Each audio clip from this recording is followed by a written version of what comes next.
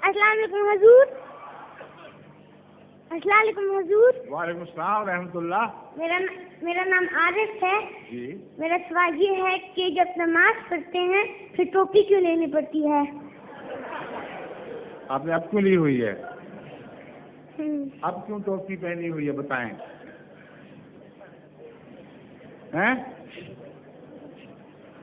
मुझे पहले इस बात का जवाब दें। आरिफ मियाँ, आपने टोपी पहनी हुई है कि नहीं? हाँ जी। क्यों पहनी है? हैं?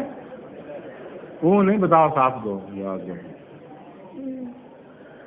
बैठ जाओ, गौर करके जब तुम्हें जवाब आ जाएगा फिर खड़े हो जाना दोबारा। फिर बैठ जाओ। हाँ, पूछ भी लो किसी से विषय। आ गए तैयार, बच्चा तैयार हो के आ गया। हुजूर इसलिए लेते हैं टोपी अदब के लिए। ठीक है, तो जब खुदा के सामने जाते हो तो अदब नहीं करना अल्लाह मियाँ का कि टोपी पहनो? हाँ जी। हाँ, समझ गया। ज़हूरे महल